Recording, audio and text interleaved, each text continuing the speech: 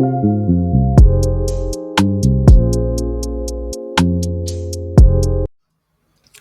I saw this a little while ago. I looked this up a little while ago, and it's something to make you think and scratch your head in regards of Easter, pagan wicked holiday.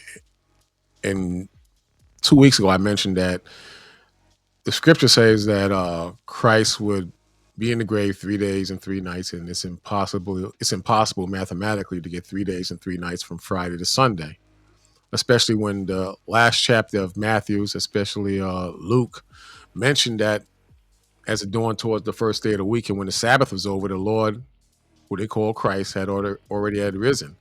So that's something to scratch your head and mention to your fellow churchgoers tomorrow morning. But this, which we have been bringing out for years, is more proof that you should not indulge in the pagan holiday Easter. Check this out. It says Easter origins are complex, intertwining with both Christian and pagan traditions.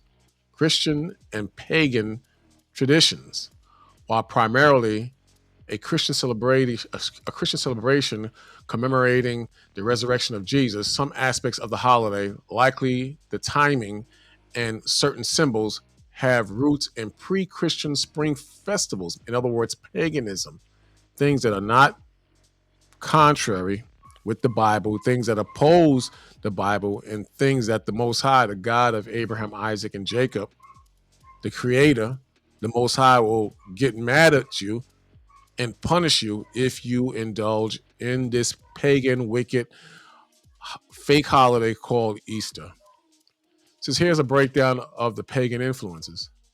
It says the spring equinox, which is a time period during the year. It says Easter date tied to the lunar cycle is often celebrated near the spring equinox, a time of renewal and rebirth in the natural world, which was also honored by pagans. You see that? So they believe that this was the rebirth of life during this time of year. This is where you get the Easter bunnies and the Easter bunny laying eggs. Easter bunnies, or bunnies itself, are known for mass production and having little baby bunnies. And this is where you, in their ignorance, buy chocolate bunnies for your children and color Easter eggs and have Easter egg hunts and Easter baskets with chocolate and chocolate eggs and chocolate bunnies and jelly beans. Funny they threw beans in there, which is a whole new issue, but something to think about as well. Then it says Estroi or Ostara. Some scholars suggest that the word Easter may also derive from Estre or Ostara, a name associated with a pre-Christian goddess of spring, fertility, and new life. See that? Eggs and rabbits and beans and so on and so forth. Then you got hot cross buns. I was in the supermarket the other day. I took a picture of it. I'm going to share it. Of hot cross buns. These buns come out every year. And when you read and research on these things, they would make these cross buns symbolic of the Roman Catholic Church in the 4 seasons, as we're going to read. But the one thing they left is that usually there's a red dot right in the middle. The pagans used to use actual blood and put it right in the middle of the cross. They don't do that anymore. Maybe they don't want you to pick up on this tradition as an actual pagan tradition. But anyway, it says hot cross buns. The tradition of hot cross buns, often eaten during Easter, may also be linked to pagan beliefs, as they were traditionally made with crosses to represent the 4 seasons. See that? The 4 seasons.